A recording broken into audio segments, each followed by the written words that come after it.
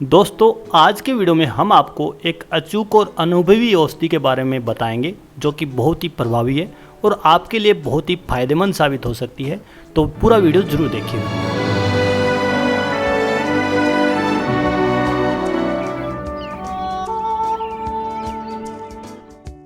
नमस्कार दोस्तों, AK आयुर्वेदा में आपका स्वागत है। दोस्तों, आज हम आपके लिए बेहतरीन औषधि लेके आए हैं जिसका नाम है सिद्धामृत रस। दोस्तों, ये बहुत ही बेहतरीन और शानदार औषधि है। इसका प्रयोग करके आप शिरोभ्रम यानी चक्कर आना, शिरोरोग यानी आपका बार बार सर दर्द करना, अम्ल पित्त या पित्त प्रकोप की वजह से, अधिक गर्मी की वजह से जो भी शिकायत आपके शरीर में होती है उन सभी से छुटकारा आप प्राप्त कर सकते हैं। इसमें मात्र दो चीज़ें इस्तेमाल की जाती हैं। पहली औषधि है फिटकड़ी। फिटकड़ी जो कि पारदर्शी क्रिस्टल नुमा औषधि होती है, और दूसरी औषधि है गेरू, जिसे सोना गेरू नाम से भी जाना जाता है। तो मात्र ये दो चीज़ें मिला के ये औषधि तैयार की जाती है। आज के वीडियो में हम आपको ये औषधि बनाना बताएंगे और गेरू और फिटकड़ी दोनों को शुद्ध करके दिखाएंगे, और फिर शुद्ध करने के बाद ही आपको इसमें उपयोग करना है। यानी फिटकड़ी भी आपको शुद्ध लेनी है और शुद्ध गेरू लेना है, मतलब दोनों को आपको शुद्ध करना है और फिर इसका इस्तेमाल करना है। तो पूरे वीडियो जरूर देखिएगा। पूरे वीडियो में हम आपको स्टेप बाय स्टेप बना के दिखाएंगे और इस औषधि को कैसे प्रयोग करना है, किन किन रोगों में आप इसका फ़ायदा उठा सकते हैं, वो सब भी आपको इस वीडियो में बताएंगे। दोस्तों, सबसे पहले आपको हम बता देते हैं कि जो सोना गेरू है इस पर हमने पहले भी वीडियो बना दिए हैं। तो अगर आपने वो वीडियो नहीं देखा है तो शुद्ध करने का वीडियो वो भी आप देख सकते हैं। और इसके अलावा जो फिटकड़ी है जिसको शुभ्रा भस्म बोलते हैं शुद्ध करने के बाद, वो भी हमने पहले वीडियो बना दिया है। दोस्तों, शुभ्रा भस्म या फिटकड़ी को शुद्ध करने के लिए मुख्य रूप से तीन तरह की तरीके अपनाए जाते हैं। पहला तरीका होता है जिसमें एलोवेरा की भावना दी जाती है, और दूसरे तरीके में आप इसको मिट्टी के अंदर चूर्ण करके मिट्टी के बर्तन में जो घड़ा वगैरह होता है या छोटा मटका होता है उसमें बंद करके श्राव संपुट करके इसको अग्नि दे देते हैं। और तीसरा तरीका ये होता है कि जैसे नॉर्मली घर पे आमतौर पे हम करते हैं, कढ़ाई में या फिर तवे पे इस फिटकड़ी को डालते हैं और गर्म करते हैं, तो इसमें जो पहले ये तरलनुमा हो जाती है और उसके बाद इसकी शुद्धता हो जाती है, अपने आप ठोस हो जाती है। तो ये नॉर्मल सा तरीका हम अपनाते हैं। अगर आप एलोवेरा के साथ इसको करते हैं तो ज़्यादा बेहतर या सबसे अच्छी तरह से शुद्ध मानी जाती है। तो दोस्तों, आपको करना क्या है कि नॉर्मली आप जो फिटकड़ी है उसका चूरा कर लें या फिर छोटे छोटे क्रिस्टल उसके कर लें या कूट कर लें। उसके बाद आप तवे पे डाल के इसको गर्म करेंगे तो ये एक बार पिघल जाएगी। पिघलने के बाद ये वापस सूख जाएगी, तो आपकी नॉर्मली जो फिटकड़ी है वो शुद्ध हो जाएगी। इसे ही शुभ्रा भस्म बोलते हैं। ये स्फटिक की तरह दिखने की वजह से इसे स्फटिक भस्म भी कहा जाता है। दोस्तों, इसके अलावा इसके कई नाम और भी हैं। तो ये आपकी शुभ्रा भस्म है। इसके बहुत से उपयोग हैं और आयुर्वेद की ये बेहतरीन औषधि है जो कि स्तंभक है, रक्त स्तंभक है और कई तरह के बैक्टीरिया वायरस को ख़त्म करने के लिए भी बहुत फ़ायदेमंद औषधि है। तो ये आपकी शुभ्रा भस्म हमने तैयार करना बता दिया। इस तरह से आपको शुभ्रा भस्म तैयार करनी है और फिर इसे इमामदस्ते में डाल के या खरल में डाल के अच्छे से इसको पाउडर बना लेंगे तो आपका ये शुभ्रा भस्म का पाउडर बन जाएगा। अब सिद्धामृत रस बनाने के लिए शुभ्रा भस्म हमें 30 ग्राम चाहिए, यानी 3 भाग आप शुभ्रा भस्म के लेते हो तो आपको 1 भाग लेना होता है स्वर्णगिरी का या शुद्ध स्वर्णगिरी का। तो दोस्तों, गेरू जो होता है उसे स्वर्णगिरी पे कहते हैं। तो इस गेरू को आपको क्या करना है, इसको भी शुद्ध करना है। और इसका शुद्ध करने का तरीका क्या है वो आपको मैं बता देता हूँ।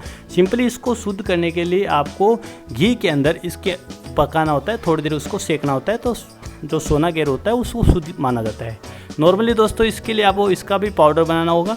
पाउडर बनाने के बाद आपको क्या करना है, जो इसका चूर्ण है उसके गाय के घी में आप कढ़ाई में डाल के थोड़ा सा भून लेंगे तो आपका स्वर्णगिरी शुद्ध हो जाएगा।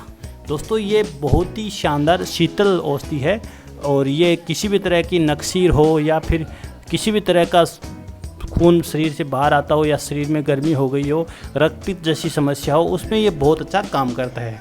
तो कढ़ाई में थोड़ा सा गाय का घी लीजिए और उस घी में आप स्वर्णगिरी को डाल दीजिए। डालने के बाद इसे अच्छे से आप पकाइए।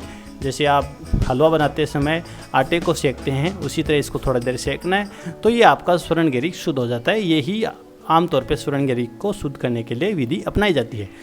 दोस्तों, ये सोना गेरू अलग से कोई विशेष औषधि नहीं है। ये वही लाल मिट्टी है जो हम घर पे काम लेते हैं। कुछ जगह इसे हिरमच नाम से भी जानते हैं, गेरू मिट्टी नाम से भी जानते हैं, जो कि हम घर की पुताई के लिए काम करते हैं या किसी भी शुभ कार्य में इसका हम उपयोग करते हैं। और दोस्तों, इसी को हम नॉर्मली इसमें रेड ऑक्साइड की मात्रा ज़्यादा होती है तो इसीलिए इसका रंग लाल होता है। और ये बहुत ही शानदार औषधि है, बहुत अच्छी पित्त शामक औषधि है। शीत भंजन रस, पित्त भंजन रस में भी इसका उपयोग किया जाता है। तो दोस्तों इसको शुद्ध करने के बाद आप इसका प्रयोग करते हैं तो निश्चित रूप से ये बहुत फ़ायदा देती है। सभी तरह की जो पित्तज प्रकृति वाली बीमारियां उनमें ये काम करती है। बच्चा अगर मिट्टी भी खाता है तो आप उसको भी थोड़ी थोड़ी मात्रा में ये उपयोग कराते हैं तो उसको निश्चित रूप से फ़ायदा होता है। तो दोस्तों इसको शुद्ध करने के बाद उपयोग करने से बहुत अच्छा रहता है। शुद्ध की हुई जो मिट्टी होती है वो देखिए इस तरह से पानी में नीचे नहीं बैठती। या शुद्ध मिट्टी हम डाल रहे हैं तो नीचे पानी में बैठ रही है। जब हम इसको शुद्ध कर देते हैं तो वो नीचे नहीं बैठती, वो पानी के ऊपर तैरती रहती है। इस तरह से जो गेरिक शुद्ध करने का तरीका है और इस तरह से आप इसको चेक कर सकते हैं। तो दोस्तों हमने जो ये शुद्ध गेरिक हम इसमें डाल रहे हैं तो देखिए पानी के ऊपर तैर रही है, नीचे नहीं बैठ रही। तो दोस्तों ये इस तरह से तोल लीजिए। अगर 30 ग्राम आप शुभ्रा भस्म लेते हैं तो 10 ग्राम आप स्वर्ण गेरिक ले लीजिए। इस औषधि को फिर आप खरल में डाल के अच्छे से इसकी घुटाई कर दीजिए। तो दोस्तों बस इतना सा काम आपको करना है। शुभ्रा भस्म और जो शुद्ध गेरिक है उसको दोनों को मिला के अच्छे से घुटाई कर दीजिए तो आपका सिद्धामृत रस तैयार हो जाएगा। अब दोस्तों इसको सेवन कैसे करना है वो मैं आपको बता देता हूँ। दोस्तों बस इसकी 1 मासा की मात्रा सुबह आपको खाली पेट सेवन करनी है। और सेवन कैसे करनी है दोस्तों, 1 मासा यानी 1 ग्राम की मात्रा गर्म करके ठंडे किए हुए दूध के साथ आप सुबह इसका सेवन करें। और दूध जो हो वो गाय का ही हो तो ज़्यादा बेहतर है। तो यानी गाय का दूध लेना है, 1 ग्राम की मात्रा लेनी है और फिर इसका सेवन करना है। अब दोस्तों इसमें बहुत सी बातें ध्यान भी रखनी है, वो मैं आपको बता देता हूँ। इसके साथ जो परहेज़ रखने होते हैं, जो मतलब पथ्य रखने होते हैं, वो ये देख लीजिए कि आपको जो पित्तवर्धक पदार्थ हैं उसका सेवन बिल्कुल नहीं करना है। जो खट्टे पदार्थ होते हैं या जैसे लाल मिर्च है, तेल है, शराब है, धूम्रपान है आदि का आपको त्याग करना चाहिए। इसके साथ साथ सूर्य और अग्नि से भी बचना चाहिए, यानी आपको ज़्यादा गर्मी में नहीं निकलना चाहिए और ज़्यादा अग्नि के पास भी नहीं जाना चाहिए। क्योंकि दोस्तों आपके शरीर के अंदर पहले से पित्त बढ़ा हुआ है। अगर आप सूर्य की रोशनी में ज़्यादा जाएंगे तो हो सकता है आपको फिर पित्त प्रकोप ज़्यादा हो जाए। इसलिए थोड़ा सा इन बातों का ध्यान रखें। आप इस औषधि को सुबह सेवन कीजिए तो आपको निश्चित रूप से जो आपके शरीर की गर्मी है या आपके शरीर में सर में चकराने की समस्या है या सिर में चक्कर आना या सर दर्द की समस्या है वो दूर हो जाएगी।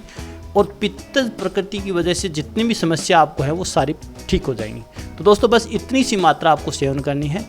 और अगर आप कम उम्र के बच्चों को देना चाहें या 12 साल से कम उम्र के बच्चों को देना चाहें तो निश्चित रूप से आप अपने चिकित्सक की सलाह अनुसार, वैद्य जी की सलाह अनुसार इसका सेवन करें और जो मात्रा है वो उसके हिसाब से निर्धारित करके उपयोग करें। दोस्तों बहुत ही बेहतरीन और बहुत ही शानदार औषधि है, तो इसका उपयोग करके ज़रूर फ़ायदा उठाइए।